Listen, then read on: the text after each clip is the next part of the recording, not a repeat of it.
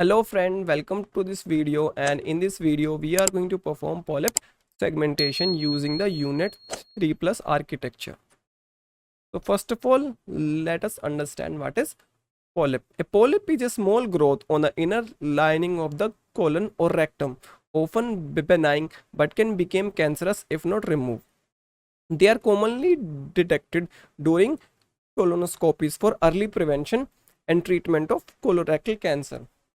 Here on the right side you can see a few images showing polyps, and you can see they are of different shape and size. One of the common feature of these polyps is that they can commonly mix with the background. Now let's simply define our architecture, that is UNet 3 plus. So I already have a video on its implementation. You can watch that video also. So in simple term we can say it is an advanced medical image segmentation architecture built upon UNet++, featuring full-scale skip connections, deep supervision, and a classification guided module for improved accuracy and reduce parameter. The model efficiently captures fine-grained detail and coarse-grained semantic in the medical images, addressing issues like over-segmentation and false positive. Below you can see a diagram comparing UNet, UNet++, and the present UNet 3 plus. So you can see the difference between them and how they utilize the skip connections. Now this is the architecture of the UNet 3 plus with deep supervision, but in this video we are not going to utilize the deep supervision. First of all, let's take a look at the data set which we are going to utilize for this video. So the name of the data set is Kvasir-SEG. So it contains images and masks. So we are going to utilize these images and mask pair and split them into training, validation, and testing in the ratio of 80-10-10, where 80% of the images and mask pair would be used for training, 10% would be used for validation, and remaining 10% would be used for testing. So this data contains 1000 samples, and here you can see few samples. They vary in shape and size. Okay, so we are going to resize them in the shape of, I think 256 by 256 would be enough. You can also increase the size to 512 by 512. Just use the appropriate size according to your GPU and time, because larger image size take more time to train. Now I'll show you some mask. So here you can see black and white mask. So we can see it's a binary segmentation problem.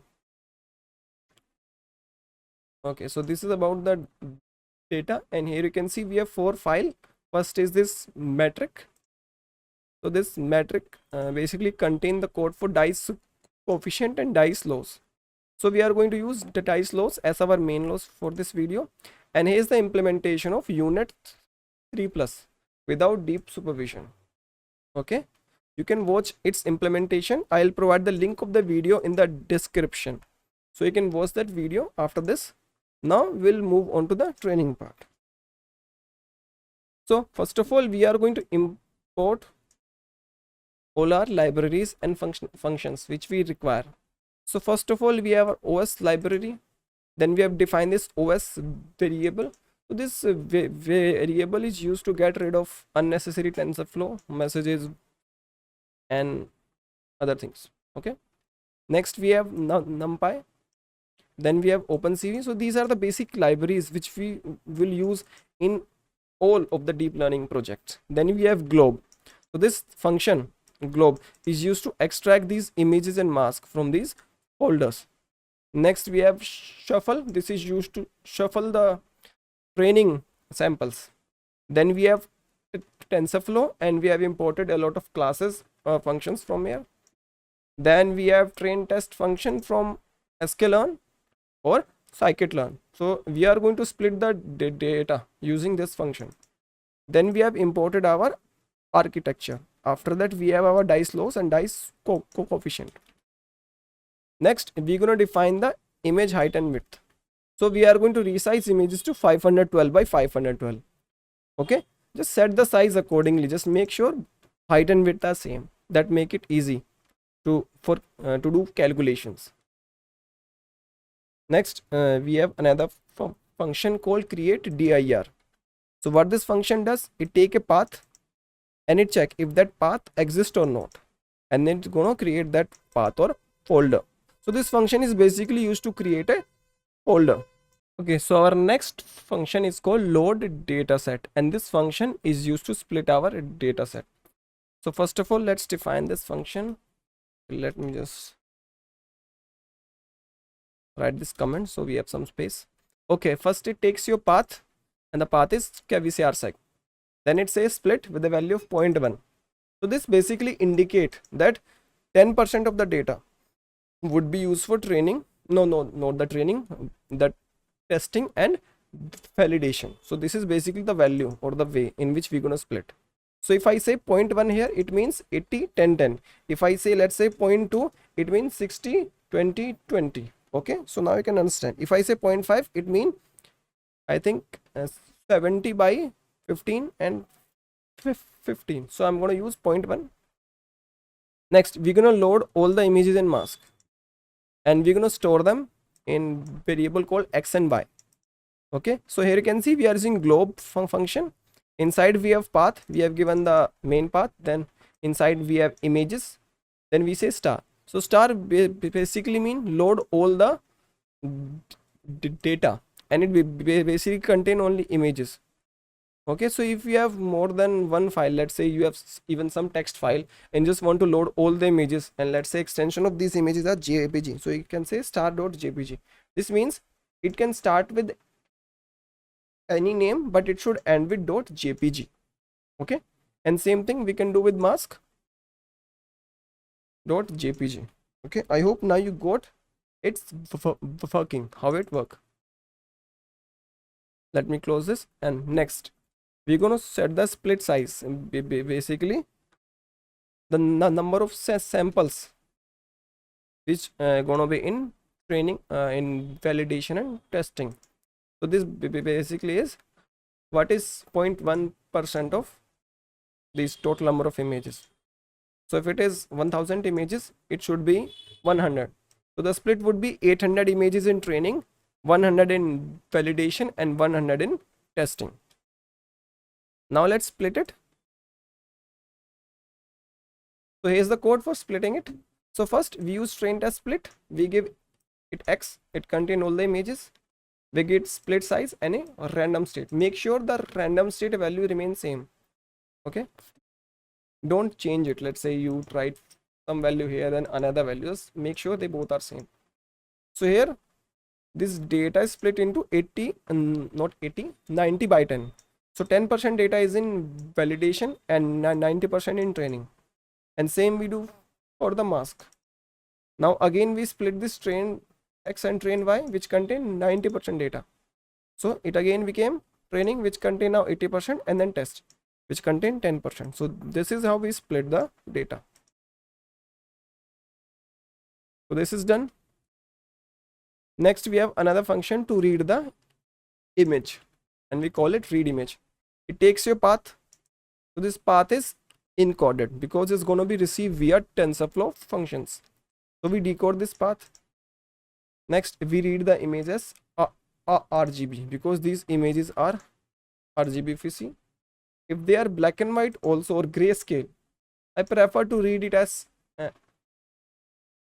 RGB only, because it contains 3 channels, and sometimes when we use a pre-trained architecture, it became difficult if you have a single channel image and the architecture accept RGB image. So that's why mostly read all the images as RGB only. Next we resize it. After that we normalize all the value. So we normalize it. Basically what it means, we convert all the image pixels in the range of 0 and 1. Now your question may be, why 255? Because this is the maximum pixel value. Okay, even you can say np.max, then put this.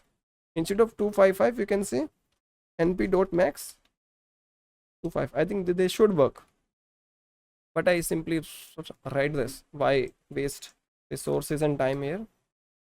Then we change this data type to float 32. We specifically say, okay. Next we have another function called read mask, where we are going to read mask. Okay, again same, we have path, we decode it. Now we read the mask as grayscale. Okay, because this is simply a black and white image, so it make no sense. Okay, and for mask we only need one panel. Then we resize this mask. Then we also normalize these pixels. Now why normalizing the mask? So in mask, this black area indicated by 0 and this white area indicates by 255 pixels. So we also need to normalize it. Okay, we need individual value for each class. For background it is 0, but for white region it is 255. So what we do, we divide it by 255 only, so it became 1. So the mask would have two values, 0 and 1. So that's how it works. Then we say it is a float 32, and then we expand its dimension. So now here the shape became height by width by 1, because still now when we read an RGB this grayscale image, its structure is height by width. So at the end we expand its dimension. So that's how we read image and mask. Now we have a function called tf-parse, which is going to be utilized in the TensorFlow dataset pipeline. So inside this function we have tf-parse function. It take individual image path and mask path, utilize these two functions, read both image and mask, and give you the numpy. Now we are using a numpy function inside TensorFlow, so we cannot directly execute it.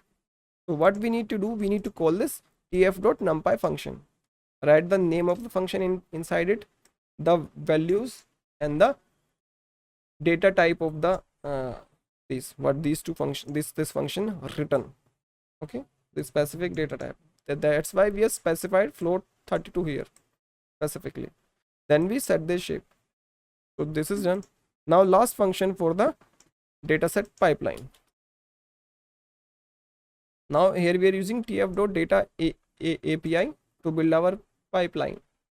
So this is one function, that is it is from tensor slice. We give it the list.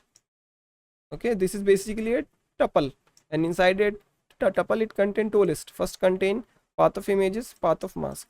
Okay. Then we use our tf_parse function to read these images individually. Then we form a batch. Then we prefetch some batches in advance to make sure our pipeline is optimized. Now let's move on to the main function from where the execution start. Okay, so this is from where the execution start. If you don't write this line, execution would start from here, line number 1. Okay, so don't go into the detail from where execution begin. It can raise a lot of question. Now I'm thinking if execution would always begin from here, because it need to import library.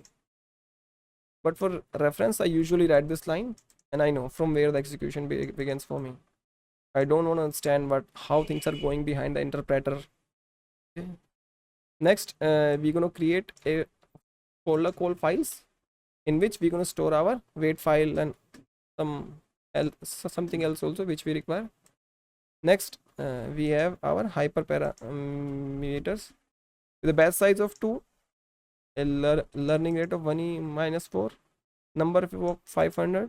Then we have model path, that is our weight file, then CSV path. Next, we have our data set.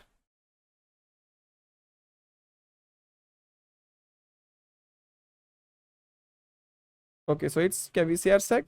These are our splits, and we print their values. So now let me execute it for once, just to check if things are working fine. Okay, now you can see in training it has 800 images, in validation 100 sample, and same for the test. So things are working fine now. Now we're going to use our tf_dataset function to build our training pipeline. Now we're going to build our model. So this is our UNet 3+ architecture. We compile it using dice loss with an Adam optimizer, and our metric would be dice coefficient. Let's print the summary of this model. So you can see it's working fine. Okay, it's working fine. It does not have any issue. If it have any issue, this would not get printed. Okay, here you can see the shape of the mask, which is going to predict is 512 by 500, which is exactly same as the input, as we specified this as the size of our input image. We go to the starting, you can see size of the image 512 by 512, and these are the channel. As we're using an image, we're using an RGB image. Now few callbacks. Callbacks are basically some functions which execute during training, after an epoch and or before an epoch starts, something like that. So first is model checkpoint. It basically saves your weight file, then reduce LR on plateau. It checks your validation loss, and it decreases your learning rate by this specified factor, that is 0.1. If for a continuous of 5 epoch it does not decrease, and this should be the minimum value, loss would not go below that. Next is CSV logger. So what it does, it basically save your training loss, training rise coefficient, number of epoch in a CSV file. Maybe you can use TensorBoard also, but I prefer simple CSV file. They are easy to understand. I don't want to have any more complexities associated with them. I just need fundamentals, and those are saved in CSV file, and you can draw any kind of chart if you have some basic knowledge of Excel. Okay, last is early stopping. So if you have we have 500 epoch, and it's not optimized to train everything for 500, so we have a strategy to stop the training. Let's say what this early stopping callback does, it checks your validation loss. Let's say for a continuous of 50 epoch, it does not decrease. This means it would not decrease now, so it would stop the training. Now what we'll do, we'll start the training with model.fit function. Let's start the training.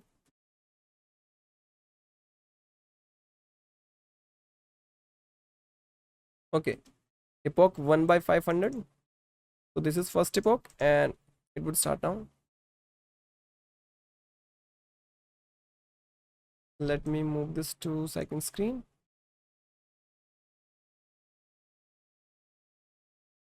It should start. It would start, don't worry. And we also have test file. I think in the meantime we can work on the test file. Let's just import some libraries. Most of the libraries would be same. Now we'll start with the main function. So first of all, we'll seed the environment with same seed number. Then we have a folder to save our results. Next, we are going to load our architecture, that is trained model with the weight file. Okay, so this is the path, and here we load our model, and these are custom objects. So this dice loss function and this dice coefficient is outside the TensorFlow, so we need to specify them here.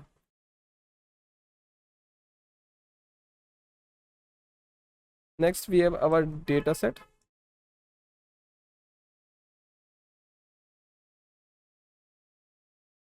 Okay, so let's see. Okay, now you can see the training has started, and for one epoch it would take around 3.5 minutes, I presume. This is your loss, and this is your training dice coefficient. So let us train it, and till then we're gonna work on our test code.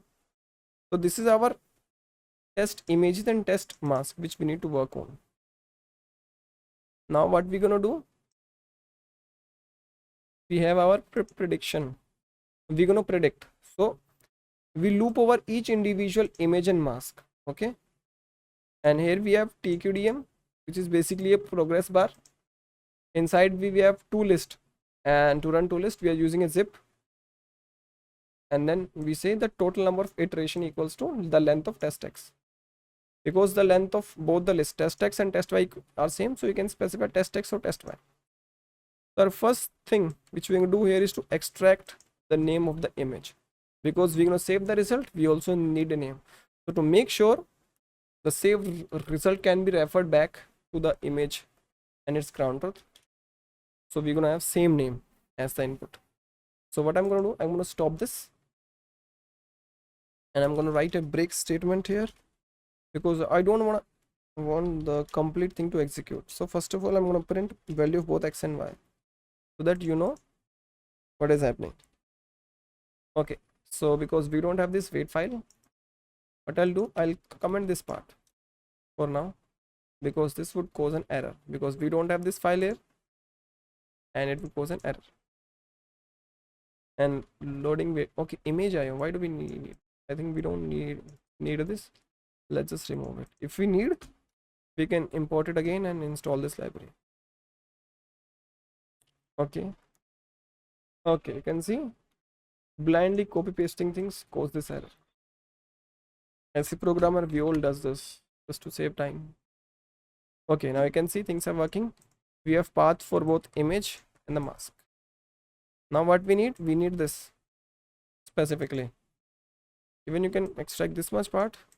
If you want a specific extension, let's say PNG or any other, in that case you need to extract this. So what I'll do, I'll tell you how to split this string and get this name.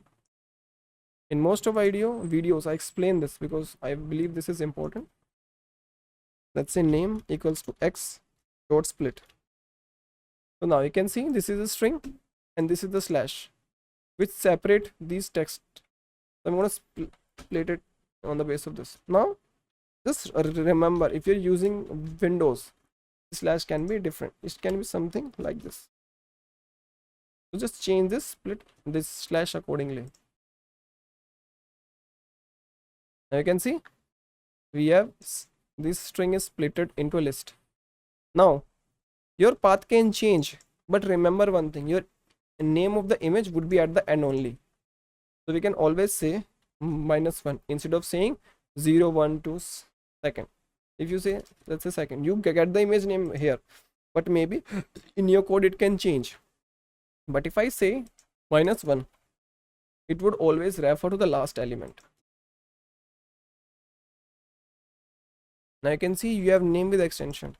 Now again, this is a string. You can again split it on the basis of dot. You can say split on the basis of dot.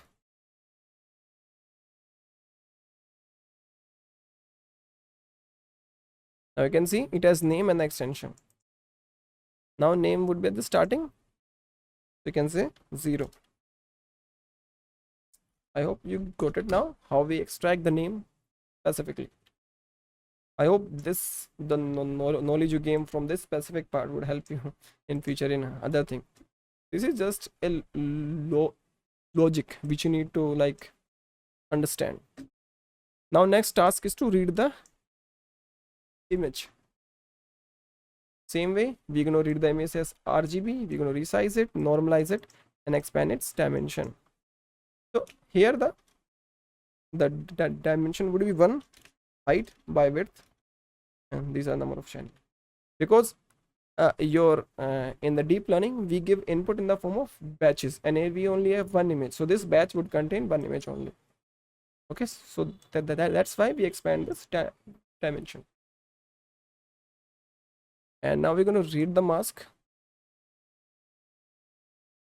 Okay, so we read the mask in the form grayscale, we resize it, normalize it, expand it in that dimension, and make it.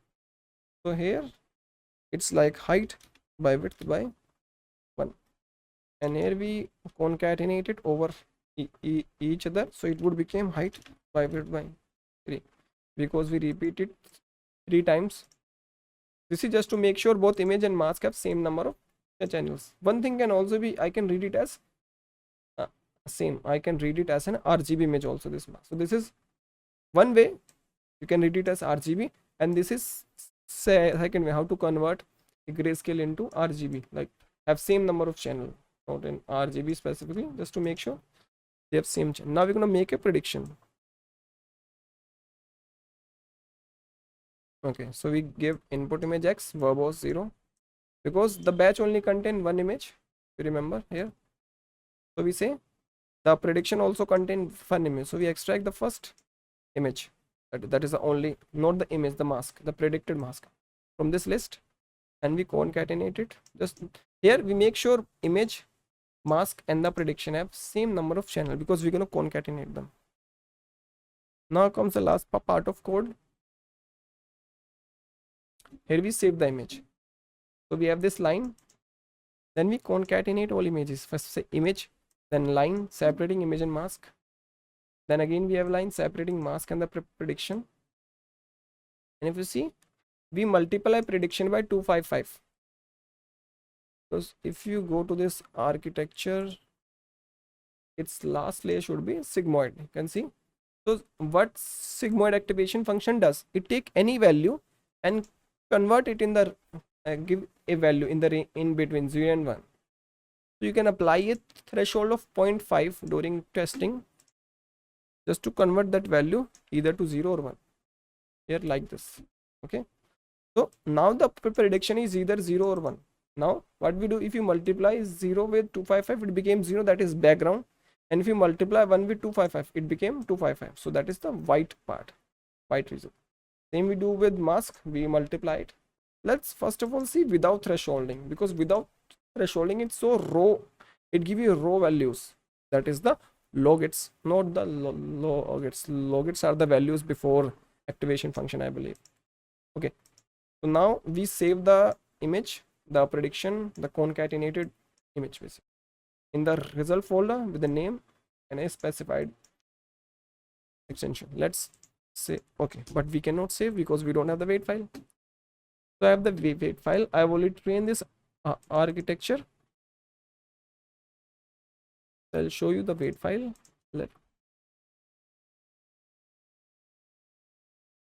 Okay, so here's the weight file. Okay, I've trained this architecture and I'll show you the, so this is the CSV file. Okay, so I've trained it for 30 epoch, and let me, okay, now you can see the epoch start from 0 to 29, so a total of 30 epoch. So this is training dice, this is training loss, this is learning rate, this is validation license, validation. So this is how all these values are stored in the CSV file. If you remember, we are using this CSV logger callback. So this is what this CSV logger callback does. Okay, so you can see performance is good. If you see the validation license 84%. Let me close this. Now you can see how it works. In this video we are not calculating the Jacquard, F1, anything else. Maybe you can do it on your own. I believe you have watched multiple videos of mine. You can check other videos where I have done this part, or you can check my GitHub repository. You will definitely find some code and you can do it from there. Okay, so it's done because we have break this loop here, so it would not run. Now we're going to see the result. Okay, you can see input image, ground truth and prediction. Okay, see, now I'll show you. See, this is without thresholding. That basically shows you the confidence. Let me just move the result. I'll show you what I'm trying to explain to you. Okay, if I zoom a bit, you can see in the above part here you can see it's slight blur, and here you can see it's also slight. So this is the area where model is confused. Okay, and if I apply thresholding, let's say, you will note the difference in it.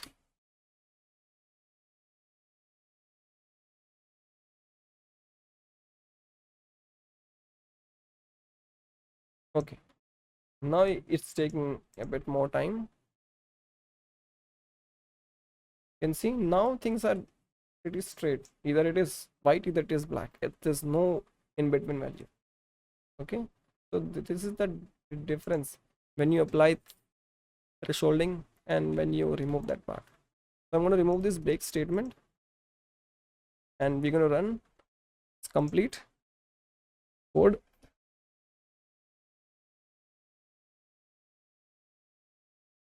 I hope you find this video interesting and you learn something from this. And if you want any specific video or implementation or anything, you can just comment it down.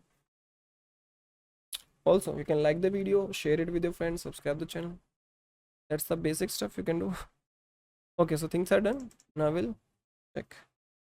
Okay, so it's fine, you can say it, but still need improvement. So because I've trained it for 30 POC, it still have more to learn.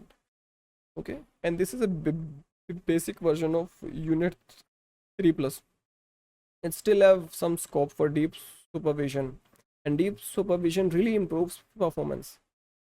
Okay, so I think this is up to you now. You can update this code and make it for deep supervision also, and you can also write the evaluation part.